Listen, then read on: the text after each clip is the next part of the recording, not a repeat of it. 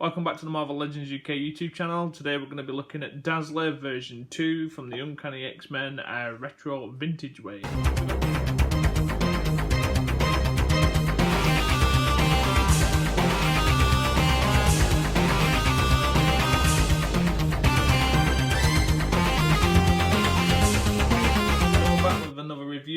This on a figure that we've had previously before in a different suit and a different variant, Dazzler.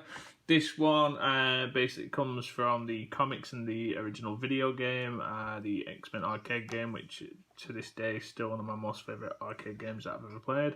Again, indicating on the original blister card, the orange and red colour indicates she is a good guy. This Dazzler comes with 2 effects, where the previous one only came with 1, and the original effect that we got with Dazzler was like a rainbowy colour, whereas these are just flush pink, similar to what we got with the Odeon Wave Scarlet Witch.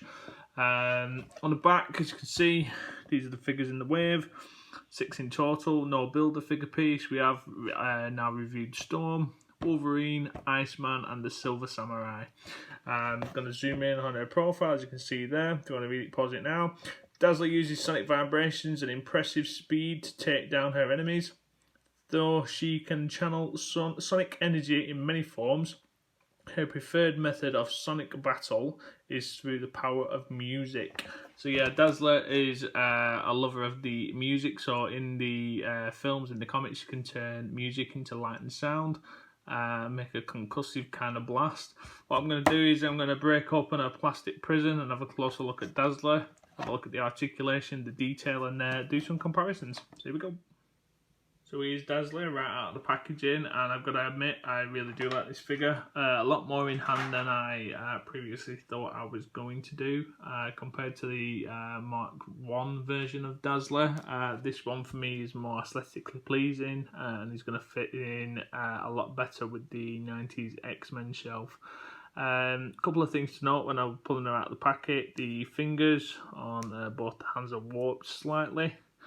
Nothing a bit of hot water can't do to realign, but she does look like she's got a couple of broken fingers.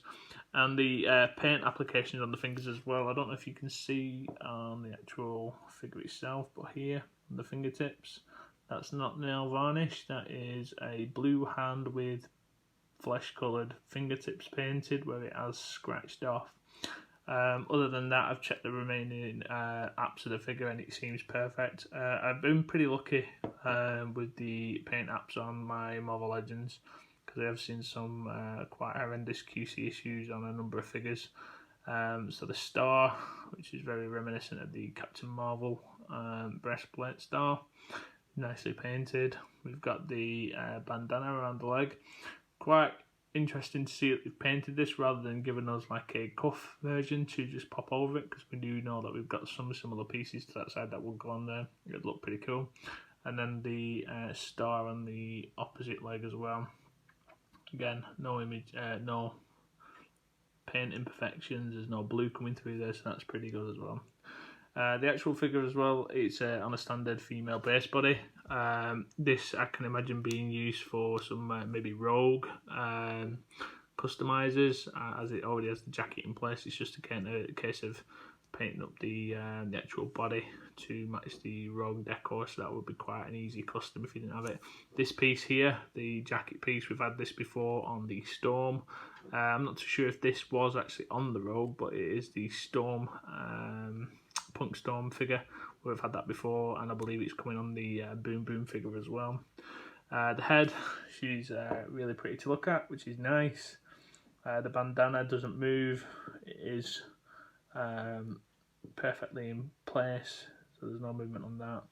The head on the neck peg, when looking at it straight on, it looks fine, but in my opinion, this gappage that we've got at the back does sit a little bit high, so what I might do is take a drill piece to that, just to slightly move the head down, just to align it up a little bit better. But as you can see, no derpiness going on the eyes. The lipstick's really nicely applied.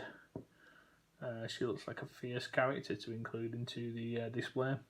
The power effects we've seen before many a times. We've had them in different colours, come with numerous figures. They're really cool when you mix these together. like I said, the previous Dazzler had this power effect in 4 different colours. That is currently sat with my Jubilee, as she did not come with any powers from the Caliban Build-A-Figure wave, so they just slip on really nicely. The hands are articulated on a wrist hinge. This glove piece here does sit separately, so you can move that up and down, obviously for when you're posing, and you can get it nice and flush to the hand, so that's cool. They are removable. The belt is a floating piece, which just sits on the figure itself, so again, that's got the X symbol on there, so that's a nice little touch.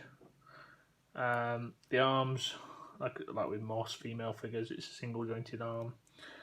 This one is on a swivel, and it does go 90 degrees, so that's pretty cool. It does look like the arm itself is a flesh coloured plastic, so you're not going to get the same problems as what I've had with the fingers, which just need touching up.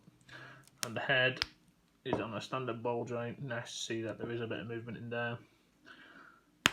And again, for the head movement, she looks all the way down, and then looking up, she's slightly hindered by the back of the collar, but like I was saying, this neck piece doesn't seem to want to go any further, so I think what I'm going to do is drill that out just a little bit, so when she's looking up, she doesn't look like she's got a detached neck.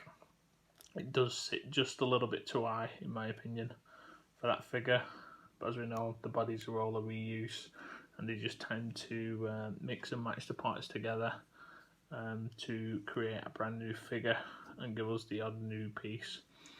Dazzler butt looks good. Legs move out really far. Double jointed knees, that's good. Standard. This figure is actually pretty stiff. Standard hinge on the foot with ankle pivot. Good to see it's pretty stiff. She's not going to fall over anytime soon. And I don't know if the camera's picking it up, but these 2 shades of blue. This is, I mean, slightly, I'm being really pedantic and picky when I say it, but this thigh piece is just slightly a different colour to the actual leg piece. You're only going to potentially pick that up in certain lights. Other than that, it looks fantastic. What I'm going to do now is whip out the old Dazzler and do a comparison to version 1 to version 2 on size, and we'll do a couple of head swaps as well. And then there were 2. So this was the original Dazzler that we got in the Warlock wave. Not a highly sought after figure, especially in this costume. She was nice to have at the time.